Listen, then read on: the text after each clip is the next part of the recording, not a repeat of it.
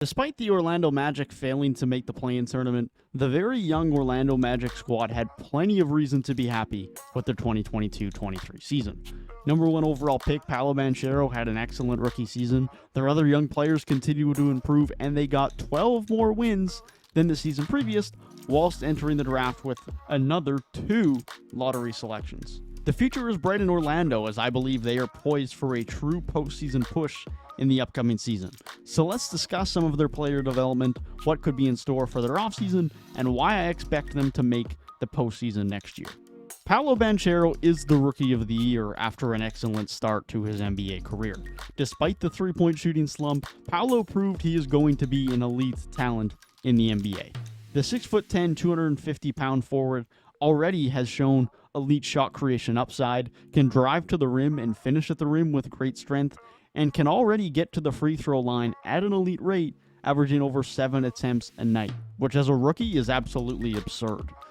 Obviously, Paolo's three-point shooting struggles throughout the season are well documented, but throughout his last 17 games, he shot over 37% on nearly 4 attempts per game.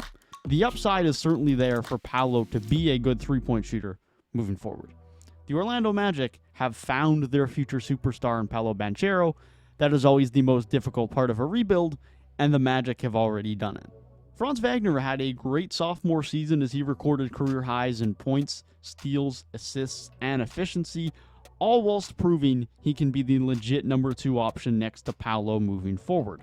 Franz continues to be a very crafty driver, a very crafty finisher, being one of the most crafty players in the league around the rim, and he shot over 40% from 3 on catch-and-shoot opportunities, showing he can comfortably be a spacer while Paolo goes to work, but can also hit a turnaround mid-range shot at times or get his own at the rim.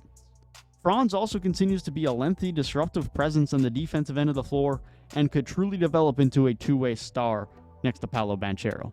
It's no secret to any fans of the channel that Wendell Carter Jr. continues to be one of my favorite centers in the NBA, and although he might not have taken a big step forward statistically this season, he continues to be a very consistent and productive starting center on an absurdly high-value deal for the Magic, as he only makes $13 million next year and is under contract for the next 3.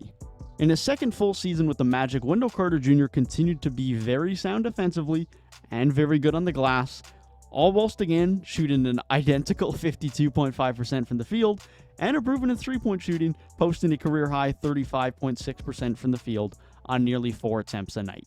He might not be the flashy star in Orlando, and he's not the young kid on the block, but Wendell Carter Jr. is the center of the future in Orlando, and a very good one at that, while still only being 24.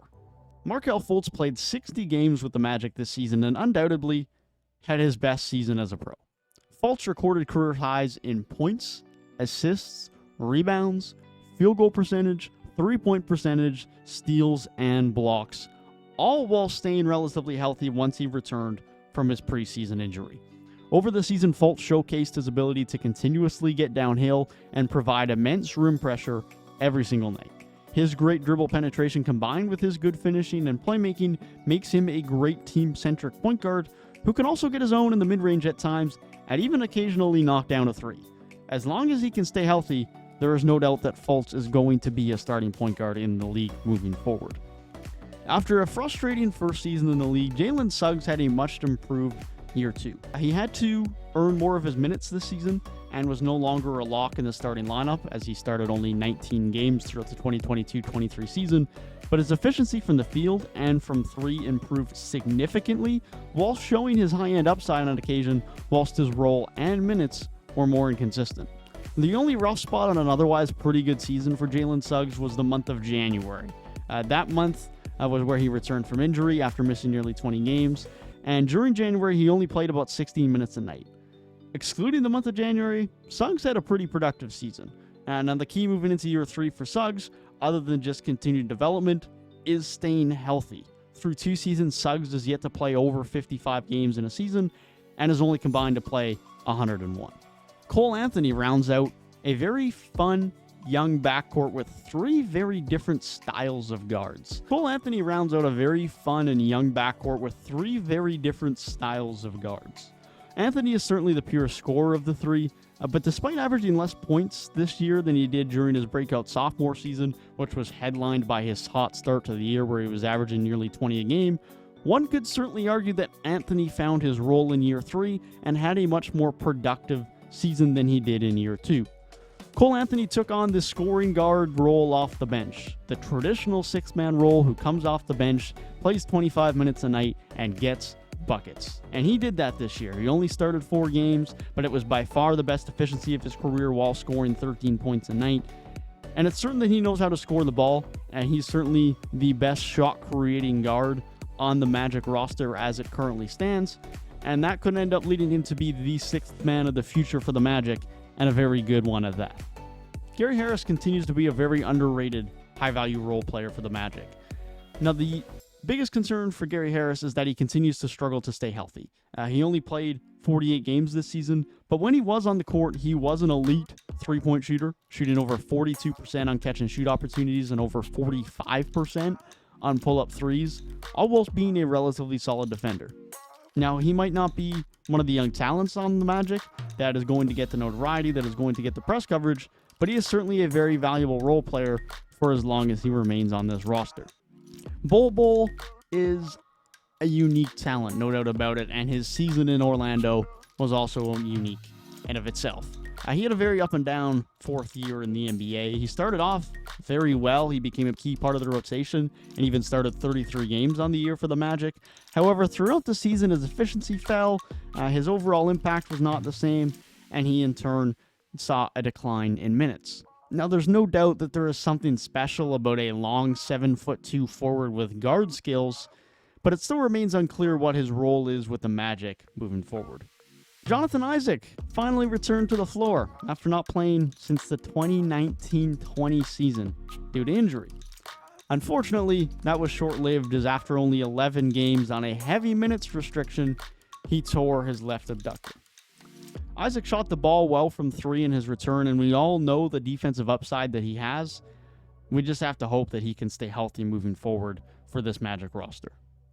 Heading into this offseason, the Orlando Magic don't have much to deal with in terms of their own free agents, hence is the nature of a young team with a bunch of guys on rookie deals. Mo Wagner is the only impending free agent for the Magic this offseason, and he will always be connected to this team thanks to his brother Franz, but the 26-year-old center may be done with his time in Orlando. Of course, Wendell Carter Jr. has the starting job on lock, but with the signing of Goga Bitadze last year in the buyout market, it is quite possible that Wagner does not return to the Magic next season. If he does, it will likely be on a vet minimum and as the third-string center role. It really just depends if Mo Wagner can be a backup center full-time somewhere else, then he might be tempted to go elsewhere. The Magic will also have decisions to make regarding the team options of Goga Bitadze and Michael Carter-Williams. Of course, we just discussed Goga Bitadze. He came in last year after the trade deadline via the buyout market, and he had undoubtedly his best season as a pro last year, and he proved to be a solid backup center in the NBA. I would expect with Mo Wagner being an impending free agent, Goga Bitadze, his team option is picked up, and he returns to the Magic next year as their backup big behind Wendell Carter Jr. As far as Michael Carter-Williams is concerned, it's certainly not a guy who was a stranger to the Magic organization. He's played 92 games over 4 seasons with the Magic at this point, but he only played 4 games last year with the Magic. He certainly doesn't look to be a core part of the rotation. The Magic could opt to keep him around as a veteran presence, but I wouldn't be shocked to see Michael Carter-Williams return to life as a free agent either. He is certainly not going to be a crucial part of the Magic's offseason priorities. The last piece of the puzzle for the Magic's own roster this offseason will be some potential extensions. Chuma Okeke and Cole Anthony both enter the 4th year of their rookie deals and will be eligible for extensions this summer. Markelle Fultz is also eligible for an extension this summer as he enters the last year of his deal. Now, firstly, Chuma Okeke has simply not been very good throughout his first 3 years in the NBA, with last year arguably being the worst of them, whilst he only played in 27 games. He is certainly not receiving an extension for the Magic this offseason. With Cole Anthony and Markelle Fultz both extension eligible, the Magic could lock themselves in to their future at the point guard position. Fultz being the starting point guard, a role he has earned, and Cole Anthony being the scoring 6th man off of the bench, a role that he fits very well. there is likely not a world where both will be starting alongside each other because both are true point guards. They are going to struggle defensively together, and they are both best with the ball in their hands. Now, both play very differently. They both have very different roles, with Fultz being the better playmaker and more of a pass-first point guard, while Cole Anthony is a much better three-point shooter and their best shot-creating guard from the perimeter. They might play at the same position, but they both offer very different skill sets that are both needed on this Magic roster. After a healthy season from Fultz, he's in a good position to receive an extension from the Magic. Now, he certainly lacks the three-point shooting and spacing that they may desire from their point guard in an ideal world, but the ability of Wendell Carter Jr. to shoot the three ball and relatively efficiently from the center position gives the Magic more flexibility to space the floor even when Fultz is struggling from the three-point line.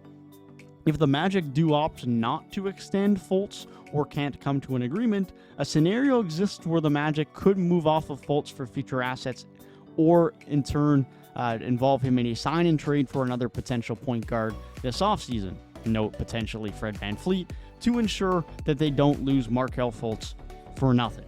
The Magic are not in a position where they want to start losing their players for nothing. They are still, although on the back end of it, in a rebuild and want to continue to add additional assets to their roster. Cole Anthony is less likely to be traded, in my opinion, than Markelle Fultz is, given the fact he is a restricted free agent, not an unrestricted free agent next summer if he is not extended. I would imagine the Magic will want to lock down Cole Anthony as their sixth man of the future. The question will simply lie in whether Cole Anthony wants to take the guaranteed money or he wants to bet on himself moving into year 4 and potentially be given an offer sheet next summer by a team that would indeed pay him and give him the role as a starting point guard.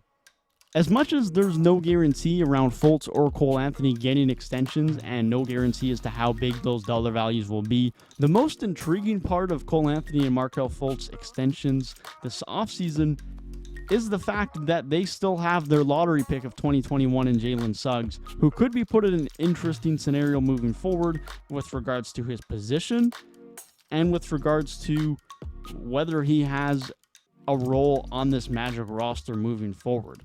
If Markelle Fultz and Cole Anthony are locked down as core parts of this future, it could just leave to Suggs being the full-time 2 moving forward, whether it be off the bench or in the starting lineup. It's also possible that they prefer to go with the vet as their starting 2 position. They want Cole Anthony and Markelle Fultz as their point guards, and Jalen Suggs finds himself on the move as part of a trade in the next year or two, either as part of a star trade or as part of a trade for other future assets. There is still some uncertainty with how the Magic will approach the extension of their 2 guards this offseason, but the only thing that is certain is that whichever way it does or does not go, it will certainly play a part in impacting the future of Jalen Suggs. With regards to free agency and contracts outside of their current roster, I expect the Magic to be pretty quiet. The Magic still have a decent amount of depth heading into their season, especially when you consider the fact that they have 3 selections in the upcoming draft, and they are not a hot free agency destination. Where the Magic could get involved is in the trade market. Of course, we previously discussed a potential trade of Markelle Fultz if an extension cannot be agreed to, but the Magic have many other tradable contracts and some valuable young players, which, when packaged with some of their future first-round picks, could land them a star if the likes of Damian Lillard or Paul George became available this summer. Now, I believe the Magic likely need to improve a bit more and make a postseason appearance in the upcoming season before such a star trade occurs in Orlando, but it's likely a move that in a summer or two could be something that is on the horizon and could still be considered by the Orlando front office this offseason. As it has been for a couple years now, the most important part of the Orlando Magic offseason is going to be the draft. They entered the draft with picks 6 and 11 in terms of the draft lottery odds, as well as pick 36. The Orlando Magic should be able to add 2 more solid rotational pieces to an already deep talent pool, and in turn should be putting themselves in a great spot to make a potential star trade in the next couple of years. Primarily, the Magic should be looking to add some wing depth. Franz and Paolo are elite, of course, but the depth behind those guys is questionable. Of course, they have Fultz, they have Anthony, they have Jalen Suggs in the backcourt. They could look to add another guy there, especially if they are not fully invested in Jalen Suggs or don't believe in an extension with Cole Anthony or Markelle Fultz. But they need to address some wing depth, and they can address many of those needs, specifically with their 2 lottery picks in the draft this year. Heading into the 2023-24 season, the Magic are going to be a very good team. They already improved by 12 wins from 21-22 to 22-23, and I expect more improvements this upcoming season. Another year of development from Paulo and Franz alongside the addition of another 2 lottery selections, and the Magic are set to make another jump and should be playing in the play-in tournament next season. I firmly believe we will see the Magic in postseason basketball next year. I don't believe they're ready to make the jump to a top 6 seed quite yet, especially with the top 4 to 5 teams in the East all clearly being above the rest of the pack, at least before any significant changes before the offseason. The Magic will definitely get there with time. They will be a solidified top 6 seed in the East. But Paulo and Franz probably need another year of development before we see them get to that level. And there is also a desperate need for more quality depth on the wing behind Paulo and Franz, as we just previously mentioned. But moving forward, the Magic have the upside to be one of the best teams in the Eastern Conference. And next year should be the year they start their upward trajectory through the postseason and indeed make a play-in tournament appearance.